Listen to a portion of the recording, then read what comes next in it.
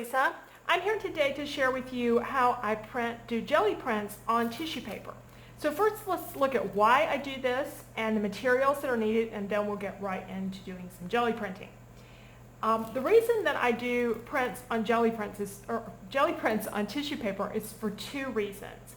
One has to do with the pliability of the materials. If you're covering something that's not a flat surface like this canister, then if you have tissue paper, it just goes around really easily and meets up. You can layer. It just works really great. Things like boxes, like this particular box, I could cut the flaps off of it and paint it with some gesso, and then I could cover it. And when it comes to doing the corners, everything just folds a lot easier on tissue paper because it's so thin.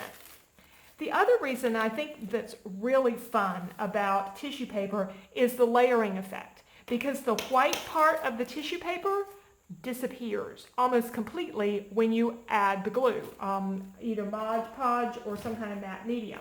And I did this little sample, I just opened up a cracker box and painted it with some paint so you can see what happens. This particular design is the same design that I started with that had a white background because of the white tissue paper, and then I added Mod Podge, glued it on, and you can see the color that I had underneath coming through from behind. Now the hole that's in the middle, I'll explain to you how that happened and how to avoid it when we get to attaching your tissue paper images to other things. And if you have something like book paper, you can see the text through the different layers of your tissue paper, and it just creates a really neat effect. Now I typically work with just inexpensive tissue paper that I get at the dollar store.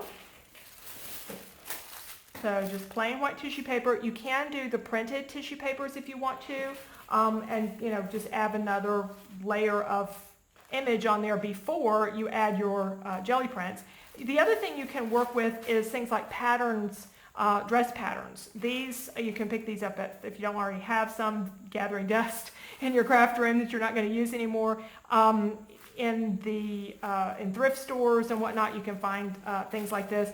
And this kind of tissue works really well. And when it is attached, you get this almost vintage sort of look to your projects.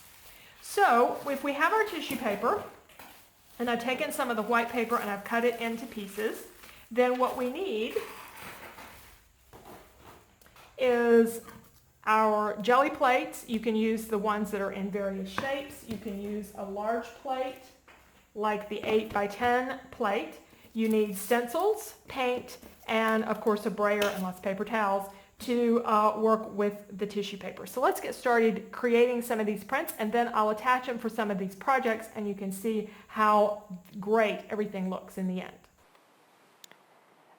Having gloves on is a good idea when working with the jelly plate. And I'm using, to start with, some just really inexpensive paints here.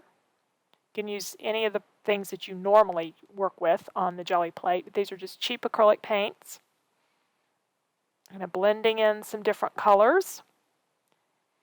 And then we're going to use a variety of stencils.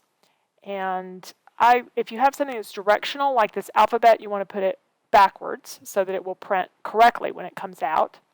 And with working with tissue paper, I like to put the stencils down and then press the tissue paper over the stencils. And that way, when it's pulled up, you'll see a lot of that white background. I'm not covering all of the background like I might do if I were working with just a regular sheet of paper. But I don't want all this to go to waste either. So I'm going to take an extra piece of tissue and pick up this design and paint. And then I can use this on maybe covering a box or something like that where I want a denser design. I'm going to add a little bit more paint in here. The first print that we didn't have quite enough for me. So I'm going to add another stencil to it and then work almost like reverse stamping. I'm going to press the paper or the tissue to the jelly plate and just pick up a little bit of this design here and there to cover some of the background but not all of it. Because again, I want to have some of that transparency to be able to see some of the design through this.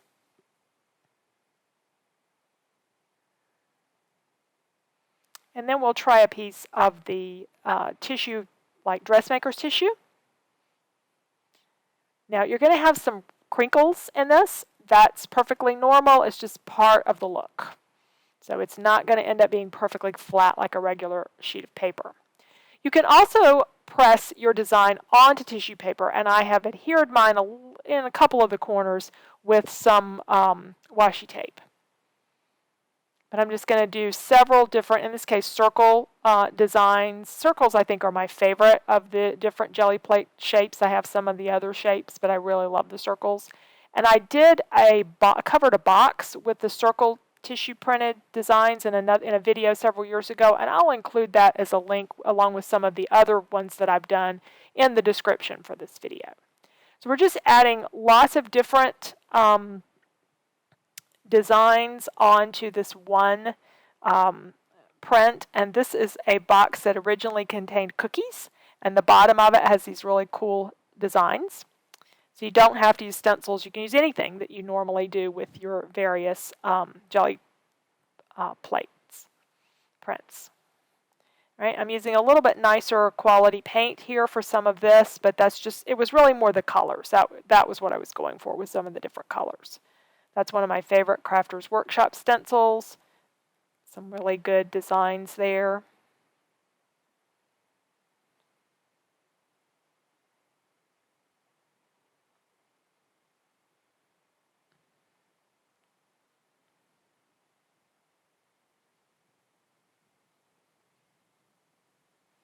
You can also use your jelly plate kind of like a stamp pad in that you're working with, it's providing your source of ink, in this case paint. So I'm taking a roller stamp, an old Stampin' Up! Roller stamp, it could be any kind of stamp, and I'm getting my color from the jelly plate, and then I'm pressing that directly onto the tissue. So that adds another layer of color without it being really just covering the whole thing. Now we're going to see how some of these can be used. They've dried, and I have an art journal page, and all I did was add some book paper and some paint to it, but I want some of those layers to show through. So I'm applying Mod Podge. In the case of tissue paper, I just put the Mod Podge down on the surface where I want it to be glued. I don't put any down on the back of the tissue paper. There'll be plenty of glue. If you put it on both, you'll risk tearing it, and that was what was happening on that one I showed you at the very beginning, as I had tried to put it on both layers like I often do with paper, and that doesn't work with tissue paper. It's been a while since I'd done any, and I'd kind of forgotten that you really just you don't need that much glue to hold everything in place. Now, I have several prints here, and this leaf, I bought this at the dollar store. It was just plain wood veneer, and I gave it a coat of gold paint on one side, and you can kind of see some of the grain in the wood and through that. It's really nice, and I want to keep some of that gold showing through, so I'm going to apply tissue paper in different layers here. And right now you can see all that white, but when it dries, that white will disappear, and the different layers will show through. So I'll probably do this in a couple of different passes because I kind of need to see how it looks. So I'm put a layer on, let that dry, and then add another layer. This works great if you add some paint as well when you're done. Just put a little bit of paint over it, especially if you have any hard edges. I try to tear the jelly prints, but if you have any hard edges, then you can add paint and sort of cover those edges as well. I ended up having to get rid of my gloves to do the tearing. They were kind of sticking once they had some Mod Podge on them, so it worked better just to dispense with the gloves for a while. And again, I'll link several projects in the description of things that I've done in the past with jelly prints, and you can see how the tissue works in some of the other projects. Now, I'm not really going to do a lot with this box. I just wanted to show you how easy it is to cover the corners of a box when you have a jelly print. It's easier than wrapping paper. So we're going to put paint on it. Normally I would probably paint this first. Or excuse me, we're going to put Mod Podge on it. I'd normally put paint on it first, and then I'm just going to put some layers of tissue on here, peel a little bit off the corners. I don't have to take everything off the corners. It can be wrapped. You can just sort of push it into place. And again, you'll probably have a few little wrinkles in it, and that's fine. That just adds to the appearance. Especially fun if you add a little paint over the top. That's kind of show through and gives it a lot of fun extra texture. But that's how easy it is to do to cover a box. Now here I have a couple of empty spaces now that the leaf has dried, and I'm going to go back and add just a few more layers of the tissue. Now I'm adding just a little bit of paint, again to kind of fix any rough edges of the tissue that you can see, but mainly to kind of fill out the whole edge of the leaf. I decided to go over the edge with an orange color, and that would kind of bring the whole project together. So these are my completed projects. I just added the word fall that I die cut to put over this, and then put a layer of Mod Podge over the top. You can see all the pretty layers of different jelly prints that come through the tissue paper.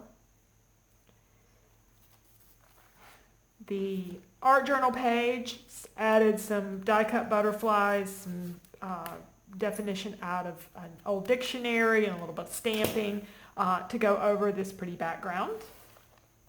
And then this project is one that I had done earlier this year, and I had shared the video of doing this album.